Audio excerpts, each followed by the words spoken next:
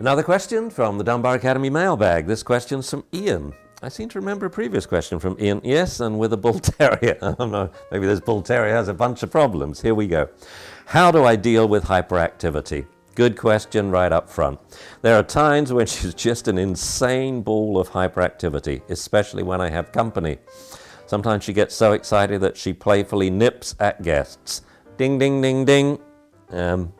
He asked a good question, but it's the wrong question. You know, if anything comes up that remotely resembles aggression, that's the question. Okay, how can I stop my dog nipping at guests? Playfully nips. Playfully, you think. That's what you think. That's your subjective opinion. I would say it most probably is playfully because it's gone on and on and on and the dog doesn't bear any malice to these people, but you don't know. The important thing is the dog is nipping people and that's totally inappropriate. So that's what we want to stop. Now certainly a lot of nipping comes from hyperactivity. You know, it's one of the ways that dogs greet each other. You know, they sniff, you know, they go nose to butt, and then they usually prance, and then they start mouthing each other. My own dog Zuzu loves doing that to people she especially loves. I only let her do it to people that know her, and I tell them she really likes you. She only does that to people she likes, and she does. If she doesn't like you, she doesn't mouth you. You know, once I had to put it on cue to mouth me. I was feeling unloved one day, so I said, come on, mouth me, Zoo, mouth me. So what do? We've got to do a troubleshooting procedure here. We can't deal with this in the course of everyday living. We can't train this out of the dog, say, when strangers come round to your house or on walks or in parks. You've got to bring this problem to your home. You need a lot of people to help you out here, friends who you know, and friends that know the dog, because people get upset and a little scared when the dog nips. A big part of this, again, is calming the dog down. The best way I know to calm the dog down is to say sit, and an even better way to calm the dog down and keep it in one place is on your bed, down.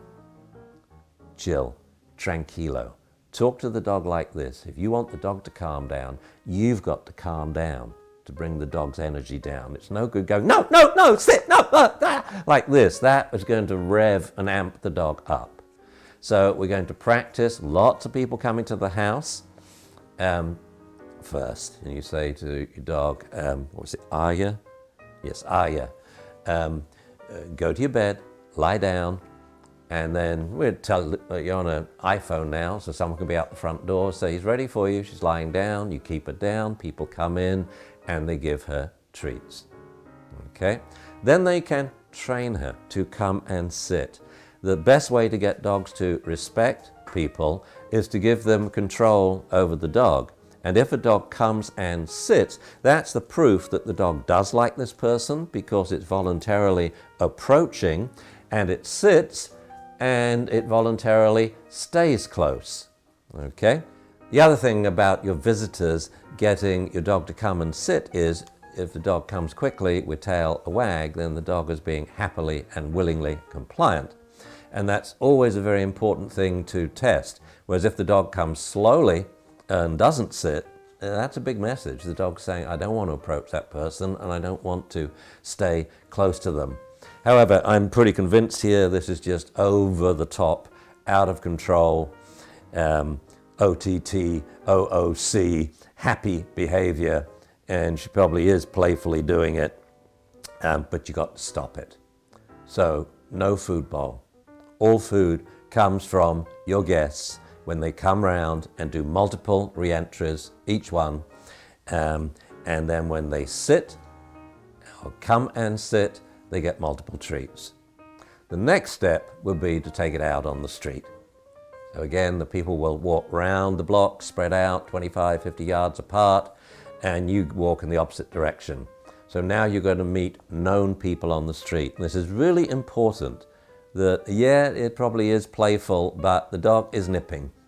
And it just takes a dog to nip the wrong person once on the street and your dog's in big trouble. So let's just solve this problem right away.